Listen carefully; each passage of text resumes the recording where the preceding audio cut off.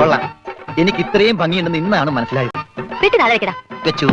പറഞ്ഞത് വലുത് മനസ്സിലായോ? മനസ്സിലായി. എന്ത്? പെട്ടി താഴെ വെക്കാനല്ലേ? ഒരു ഇടി വെച്ചിരു ഞാൻ. എടാ, ഇത് നിസ്സാര കാര്യമല്ല, വളരെ ഉത്തരവാദിത്തോടും ബുദ്ധിയോടും ചെയ്യേണ്ട കാര്യ. എന്ത്? ഈ പെട്ടി താഴെ വെക്കണതാ? നീ എന്തൊക്കെയാ ചെയ്യാൻ പോണെന്ന് ഒന്ന് പറഞ്ഞേ. ആദ്യം ഞാൻ കൈപ്പാങ്കുറ്റി ബസ്സിൽ കയറി 7 രൂപ 50 പൈസ ടിക്കറ്റ് എടുക്കും. എന്നിട്ട് ബാക്കി വാങ്ങും. എന്നിട്ട് ഞാൻ കൈപ്പാങ്കുറ്റി സ്റ്റോപ്പിൽ ഇറങ്ങി മൈക്കിൾ മാഷിന്റെ വീട് ഏതാന്ന് ചോദിക്കും. മൈക്കിളല്ല, കൈമൾ മാഷ്. ആ, കൈമൾ മാഷ്. ബാക്കി ഞാൻ അതെന്താ? അതൊക്കെ ഞാൻ കള്ളാസിൽ എഴുതി പോക്കറ്റ് വെച്ചിട്ടുണ്ട്. കൈമൾ മാഷിന്റെ മകന്റെ പേരെന്താ? കൈമൾ മാഷ? മകന്റെ പേര്? ആ, മരിച്ചുപോയ ഉണ്ണി. മരിച്ചു പോയിന്ന് എടുത്ത് പറയണ്ട, ഉണ്ണിന്ന് പറഞ്ഞാ മതി. മതി. അപ്പൊ നീ ആരാ? സോറി, മരിച്ചുപോയ ഉണ്ണിയുടെ ക്ലോസ് ആയ ഫ്രണ്ട്. Close friend? ആ, അത് തന്നെ. അല്ല, ഒരു സംശയം ചോദിച്ചട്ടെ, ആരായി ഉണ്ണി? ഈ ഉണ്ണിയെ കണ്ട എങ്ങനെ ഇരിക്കും? അല്ല, പോണ വഴിക്ക് എങ്ങനെ കണ്ടു പിന്നെ അവിടം വരെ പോവാതെ അഡ്ജസ്റ്റ് ചെയ്ത്.